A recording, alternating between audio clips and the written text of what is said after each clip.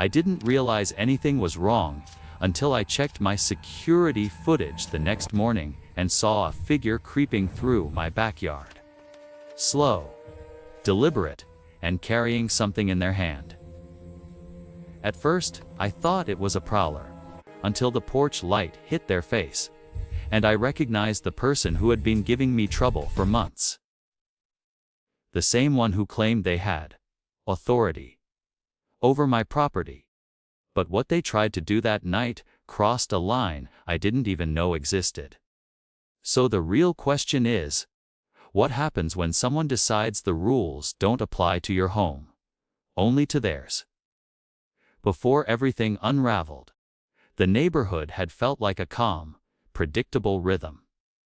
The kind where each morning began with the sound of sprinklers clicking to life, dogs trotting along the sidewalks, and familiar faces waving from neatly trimmed driveways. The homeowner, someone who valued peace over attention, had chosen this community precisely because it promised order without chaos. A clean place to build a life, a home, and a sense of stability. Their property sat at the edge of the cul-de-sac, slightly set back from the others, surrounded by a line of tall, mature trees that offered shade and just enough privacy to feel separate without being isolated. It was the kind of home that felt earned rather than stumbled into. The product of years of sacrifices, long workdays, and careful decisions. Inside, life was simple, quiet weekends, steady routines, and a satisfaction that came from knowing they had created a space they genuinely loved. For a long time, that was enough. The HOA was technically present, but it stayed mostly invisible.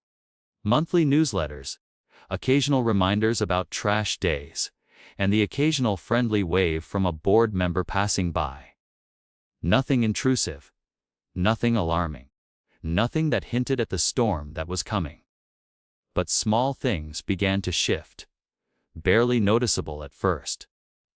A new car parked just slightly off from the curb would be met with stern warnings. A neighbor's decorative garden gnome vanished after an anonymous complaint. And the HOA newsletter, once filled with cheerful seasonal reminders, gradually took on a sharper tone, as if someone behind the scenes had decided the neighborhood needed stricter guidance. Still, the homeowner tried to ignore the creeping change. Everyone has a bad day. Organizations get new leadership, and communities go through phases.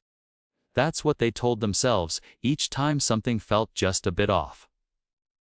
But the feeling never quite left, lingering at the back of their mind like a warning they couldn't explain. It wasn't until a small project began on their property, just a simple improvement meant to make the home more functional and enjoyable, that the atmosphere shifted from mildly uncomfortable to something heavier, something watchful. Cars slowed when passing the driveway. Neighbors seemed suddenly curious in ways they hadn't been before. And there was a presence, a kind of quiet scrutiny, that hadn't existed in the early peaceful days of living there. The homeowner brushed it off, unaware that this single change would draw attention from someone who believed they controlled more than just community guidelines. Someone who had grown used to power being respected and feared. Someone who had recently stepped onto the HOA board and was determined to mold the neighborhood into their personal version of perfection, regardless of whose rights they stepped on. The first letter arrived with oddly formal wording, and a tone that felt more like a threat than a request. Not an official fine, not even a clear accusation, just a reminder that the HOA reserved the right to inspect properties for compliance. The homeowner set it aside, assuming it was a generic notice sent to everyone. But when a second letter appeared, followed by someone slowly driving past the house multiple times a day, the unease tightened. There was no confrontation yet, no shouting match or dramatic showdown. Just a growing awareness that the peace they had loved was slipping away. It was the kind of shift that begins quietly. A subtle pressure, a tightening boundary, a feeling that your home is no longer entirely your own. What the homeowner didn't know, not yet, was that the real conflict wouldn't come from a public argument, a formal meeting, or even an official violation. It would arrive in the dark, carried out by someone who believed they had authority where they didn't. Someone who thought their position gave them power to enter spaces they had no right to be in. And long before the cameras recorded what would later expose everything, before the community whispered about consequences and fallout, there was only this moment, a once peaceful life beginning to tilt, ever so slightly, into something dangerous. Because sometimes a dispute doesn't start with a shout. It starts with a feeling you can't shake. And this time, that feeling was right. The first real sign that things were shifting from harmless nuisance to something more sinister came on a quiet Thursday morning. The homeowner stepped outside to find a bright orange notice taped crookedly to their front door. At first glance, it looked like one of those general reminders the HOA sometimes sent out about seasonal yard maintenance or upcoming community meetings. But as soon as they read the first line, their stomach tightened. The notice accused them of conducting unauthorized modifications to their property. No specifics, no explanation, only a vague claim that they were in violation of multiple community standards. And at the bottom, in thick bold letters, it warned that failure to comply could result in escalating fines and necessary intervention. It felt like a threat disguised as a memo. The so-called modification they were referring to had been nothing more than a small backyard storage shed. A pre-built, neutral-colored HOA-approved model that half the neighborhood already had in their yards. The homeowner had followed every rule they knew of. Double-checked the guidelines, even made sure the placement was more than the required distance from the property line. There had been no reason to expect trouble. But apparently, someone was watching. Someone wanted to make it trouble. When they contacted the HOA to ask what the violation actually was, the reply they received was cold and dismissive. The board insisted that the shed had been erected without the proper architectural review. They claimed the homeowner should have submitted a request form, waited for approval, and only then added the structure, except no such rule existed in the version of the guidelines the homeowner had received when they moved in. Regulations had supposedly been updated, yet no notice of this update had been sent to any residents. When the homeowner pointed this out, the board member, on the other end of the line, became oddly defensive, repeating the same rehearsed phrases about preserving uniformity and ensuring the community aesthetic remains intact. Not once did they address the missing notification. That was the moment the homeowner first sensed that this wasn't about a shed. It was about control. Over the next week, envelopes began arriving in the mailbox. Thin, stiff pieces of paper with the HOA's seal stamped in the corner. Some were warnings for minor issues the homeowner had never been cited for in the past: a trash can left out longer than 15 minutes, a garden hose coiled incorrectly, a decorative planter that supposedly exceeded height restrictions by half an inch. Each notice carried a fine, and each fine seemed to grow larger. Neighbors started whispering. Some offered sympathetic glances, but quickly turned away, afraid of drawing attention to themselves. Others avoided eye contact entirely, as if fearful that associating with the homeowner would invite the HOA's wrath onto their own properties. A few even seemed to watch with unsettling interest, as though entertained by the unfolding drama. And then the drive-bys intensified. It started with a single white SUV, unfamiliar, creeping past the house at odd hours, early mornings, late afternoons, sometimes even just after dusk. The same vehicle, the same driver, a stern-faced woman who never smiled, never waved, and never hid the way she slowed down to stare directly at the homeowner's yard. She wasn't subtle. She wasn't trying to be. Eventually, the homeowner learned her name, Marlene Bennett, recently elected to the HOA board and rumored to be the mastermind behind the sudden wave of new rules and rigid enforcement. People said she had moved into the neighborhood with big ideas about elevating standards and protecting property values. But in reality, she seemed more interested in micromanaging the lives of anyone who didn't fit her vision of perfection. And unfortunately for the homeowner, she had decided their property was the next project. The harassment escalated quickly. A notice arrived claiming the homeowner had failed to mow their lawn frequently enough, even though the grass was visibly trimmed and neat.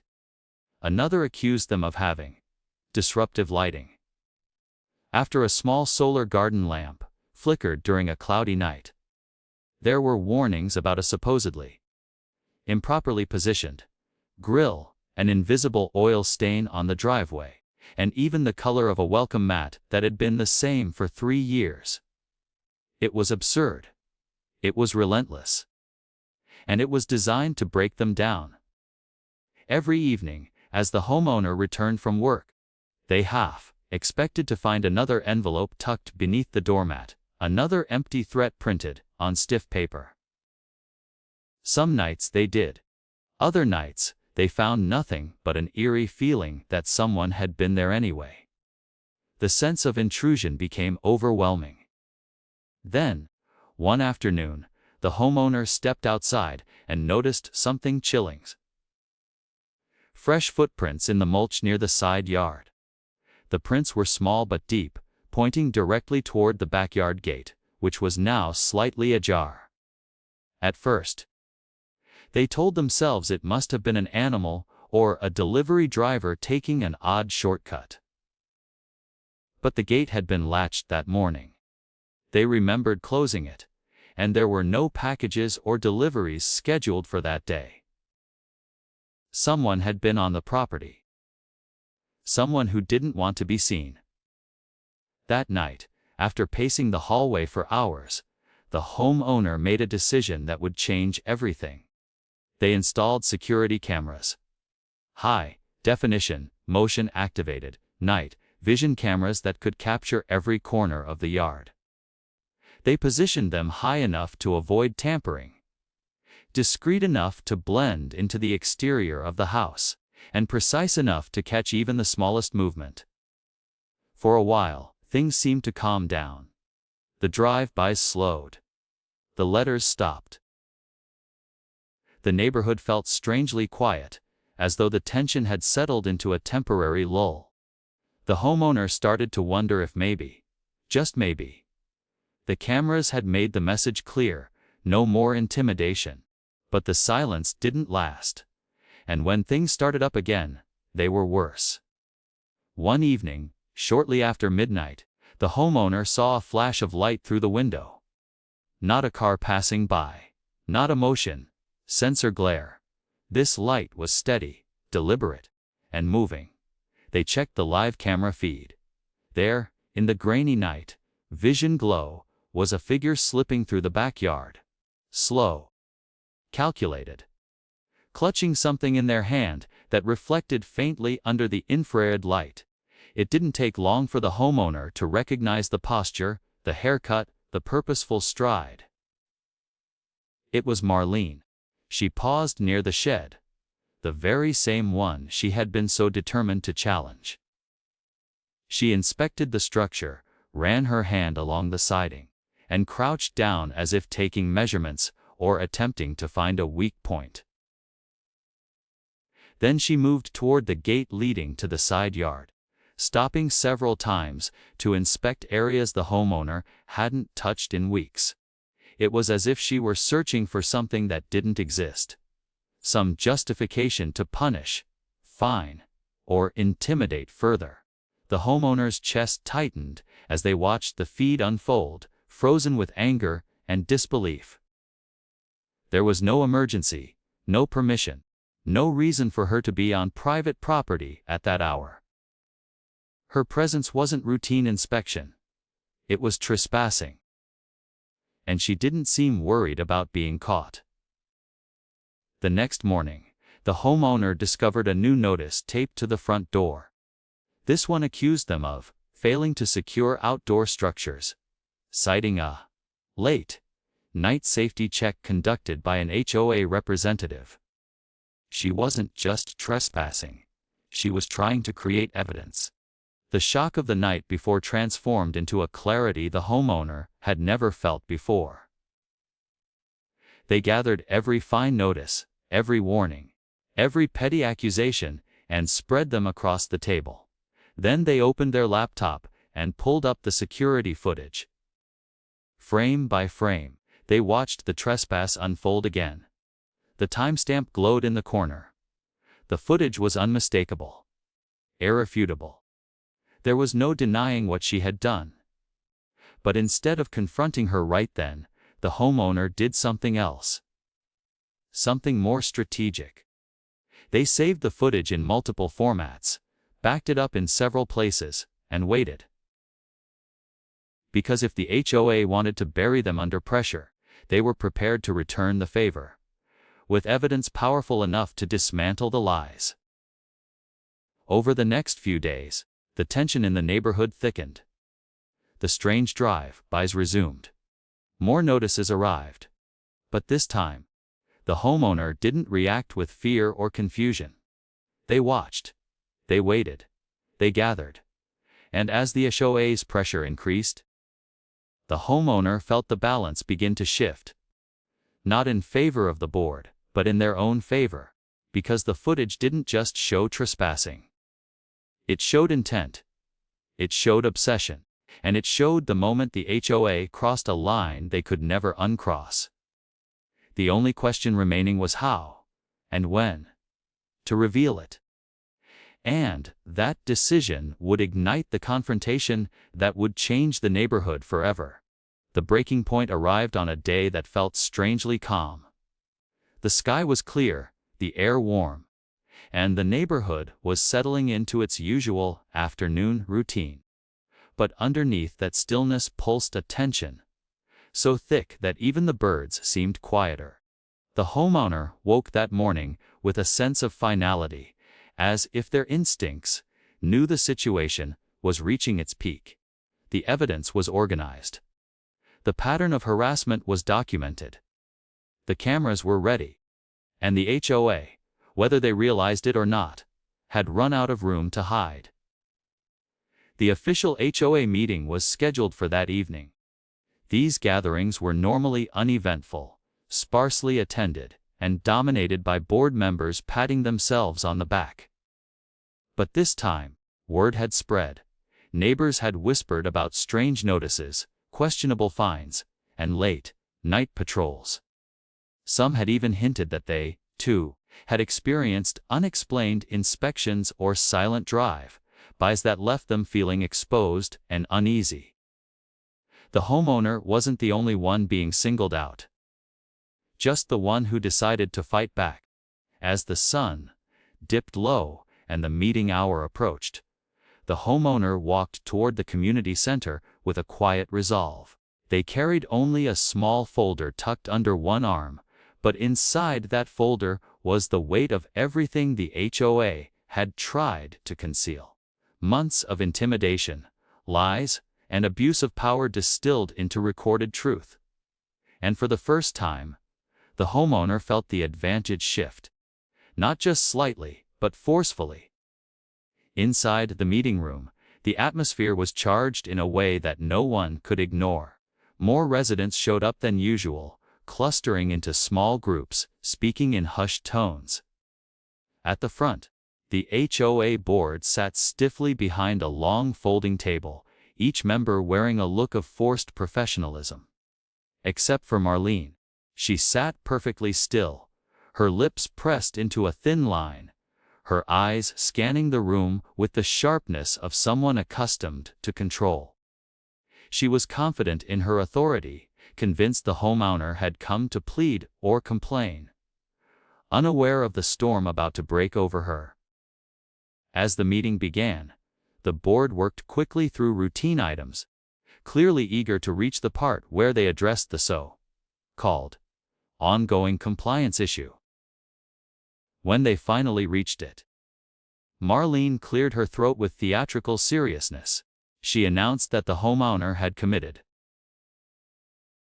a series of escalating violations, listing each petty infraction as though she were reading charges in a courtroom. She spoke slowly, deliberately, emphasizing words like failure, noncompliance, and risk.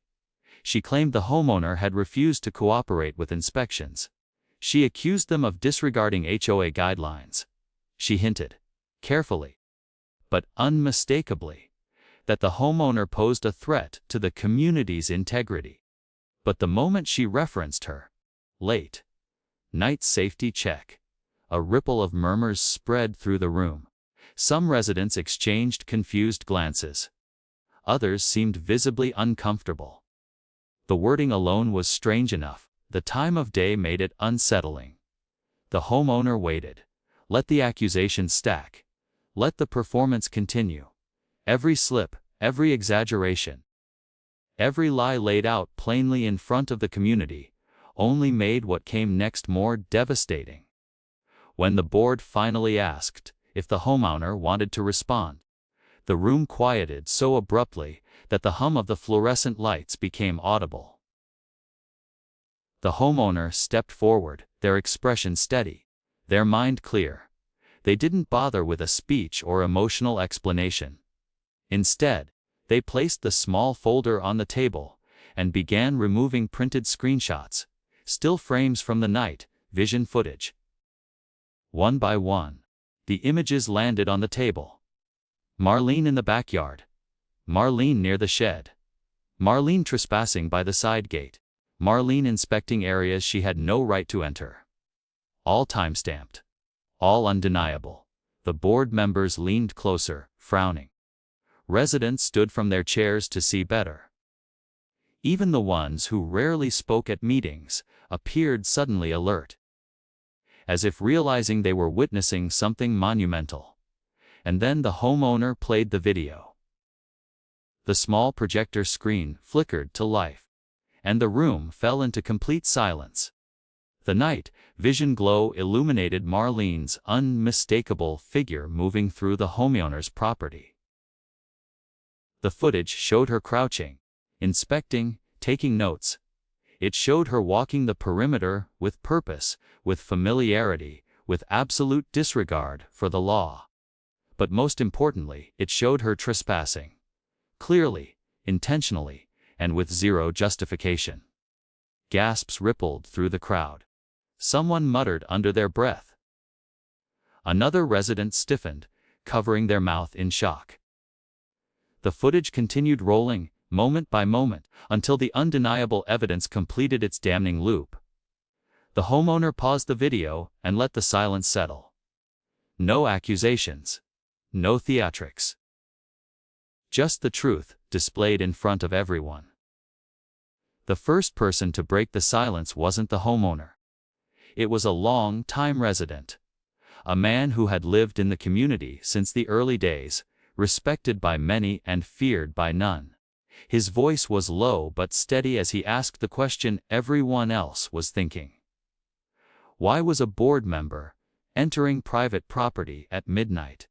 Before anyone could respond, another resident spoke up.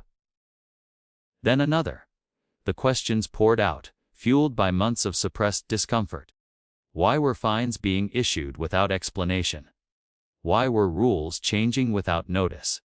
Why were certain homes being targeted while others were left alone? It was as if the footage had opened a floodgate, releasing every simmering frustration the neighborhood had endured. Marlene tried to speak, first in a cool, controlled tone, then with impatient insistence. She claimed the footage was taken out of context. She insisted she was ensuring safety. She said she had reason to believe there were violations that required immediate attention. But her explanations were unraveling faster than she could deliver them. Residents were no longer intimidated by her composure. They weren't swayed by her clipped phrasing or polished language. They had seen the truth, and the truth was louder than any excuse she tried to offer. When the homeowner quietly revealed that copies of the footage had been shared with legal counsel, the shift in the room became irreversible. Several board members exchanged looks of growing panic. Others appeared embarrassed, clearly realizing they had aligned themselves with someone who had far overstepped her authority. Then came the moment everything truly cracked. A resident near the back raised their hand and announced they had their own footage of a similar nighttime inspection, captured only a week earlier. The crowd tensed, stunned. Two more residents stepped forward with complaints they had previously been too afraid to voice. One had received fines for a rule that didn't exist. Another had experienced unexplained attempts to access their backyard. The narrative shattered. The room wasn't dealing with a single incident. It was dealing with a pattern. A deliberate, targeted misuse of authority. And the board could no longer deny it. The meeting spiraled into a storm of questions, outrage, and demands for accountability. Residents wanted answers. They wanted change. They wanted to know how far this went and how long it had been happening behind their backs. Marlene, once so composed, so certain, now looked cornered, her jaw clenched, her posture tightened. Her eyes darted from resident to resident, calculating and recalculating her chances of regaining control. But every attempt to speak was drowned out by the rising hum of anger. When the homeowner finally stepped forward once more, they didn't raise their voice or deliver a grand speech. They simply stated that they wanted what any resident deserved: safety, respect, and privacy. The final blow came when they revealed that the footage wasn't only documented. It was part of an official complaint already filed. The room went silent again, but this time, it wasn't out of shock. It was out of acknowledgement. The turning point had arrived. The board, clearly shaken, announced an emergency motion to suspend all enforcement actions pending an internal investigation. Residents murmured, half skeptical, half relieved. It was a temporary measure. But it was something the HOA had never offered before. A sign that they understood the gravity of what had been exposed. As the meeting drew to a close, Marlene stood rigid, silent, and visibly furious. The power she had wielded so confidently was slipping through her fingers, not because of a dramatic outburst, but because of simple, undeniable truth. And as the homeowner stepped out of the community center, the cool night air brushing against their skin felt different. Lighter, cleaner, as if the entire neighborhood had exhaled after months of suffocating under someone else's control. But the fallout was only just beginning. Because once evidence like that is out in the open, it doesn't just disappear. It changes everything. And what followed next would reshape the neighborhood in ways no one could have predicted. The days following the explosive HOA meeting felt strangely suspended, as if the entire neighborhood were holding its breath. For the first time in months, the homeowner woke without the dread of finding another notice taped to the door. There were no cars creeping past the house, no suspicious figures lingering near the property line, no late night flashes of movement caught on the cameras. The tension that had once coiled like a constant, invisible wire across the community had begun to loosen, one strand at a time. But the quiet wasn't empty. It wasn't avoidance. It was anticipation. Because once the truth had been exposed, people stopped pretending nothing was wrong. The morning after the meeting, several neighbors the homeowner barely knew stopped by. Some left brief notes of support in the mailbox. Others offered quiet apologies for not stepping forward sooner. A few shared their own experiences, stories of unexplained warnings, intimidating letters, and small violations that made little sense. Each conversation painted a clearer picture of what had really been happening all along. The HOA had slowly shifted from a group meant to protect the community into something that existed solely to enforce the will of one person. And when that person lost control, the facade shattered. The HOA board called an emergency session just 3 days after the meeting. Word spread quickly, and though the board seemed to hope the gathering would stay private, people showed up in much larger numbers than expected. They didn't come to cause chaos. They came because they had finally found their voice. They were tired of being intimidated, tired of the fear that their own homes could be used against them, tired of rules that changed without warning or reason. The board members, visibly exhausted, shaken, and embarrassed, announced that an internal investigation had confirmed several major violations of protocol. Multiple rules had been altered without proper community approval. Enforcement measures had been weaponized inconsistently. And most importantly, boundary lines, legal and ethical, had been crossed by a board member acting independently, without authorization. The phrasing was careful, almost delicate, as if they were trying to avoid drawing attention to the severity of what had happened. But the residents didn't need dramatic language. They understood perfectly well what the board was saying. Marlene had acted as if she were above the rules. And now, she would face consequences. Her removal from the board was swift, not a polite resignation, not a temporary suspension. A full, permanent removal for misconduct, trespassing, and abuse of authority. The announcement was met with a mixture of shock and relief. Some residents were stunned that things had escalated so far without anyone noticing. Others were quietly vindicated, having suspected something wasn't right long before the evidence came to light. And still more gazed at the board with cautious hope, wondering if this would be the turning point the community needed. For the homeowner, the moment felt surreal. Months of fear, frustration, and escalating pressure had finally crystallized into a single truth. They hadn't imagined it. They hadn't overreacted. They had been targeted. And they had proved it. But the consequences didn't end with her removal. Within a week, the board announced it would be hiring a third-party compliance officer to handle future inspections. Someone with no connection to the neighborhood, no personal agenda, no opportunity to misuse power.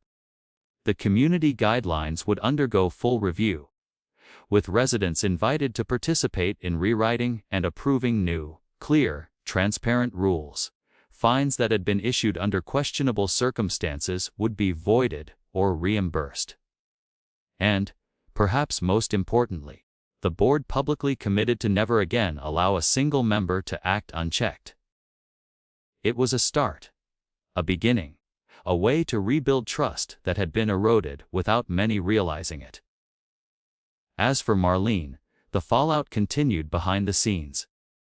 The homeowner's formal complaint, supported by neighbors with similar experiences, led to legal action. Trespassing, harassment, and unauthorized entry into private property weren't just violations of HOA policy, they were violations of the law. Whether out of fear of further consequences or pressure from her own legal counsel, Marlene settled quickly. She agreed to pay damages, cover legal fees, and issue a written apology that the board itself published in the next community newsletter. The apology was stiff, emotionless, carefully worded to minimize liability. But it didn't matter. What mattered was that the truth had been acknowledged, and for once, she wasn't in control of the narrative. Life in the neighborhood changed in subtle, but meaningful ways. People who had once avoided the homeowner now waved when they passed by. Others stopped to chat, not out of nosiness but genuine connection. The shared experience of facing the same invisible pressure brought people together, creating a sense of solidarity that hadn't existed in years. And as for the homeowner themselves, the shift was even more profound. They hadn't set out to become a symbol of resistance or fairness. They hadn't wanted to draw attention or spark upheaval. All they'd wanted was peace. Simple, uncomplicated peace in the home they'd worked so hard to build. But standing up hadn't taken that peace away. It had protected it. With the cameras still in place, not out of fear anymore, but precaution, they felt safer than they had in a long time.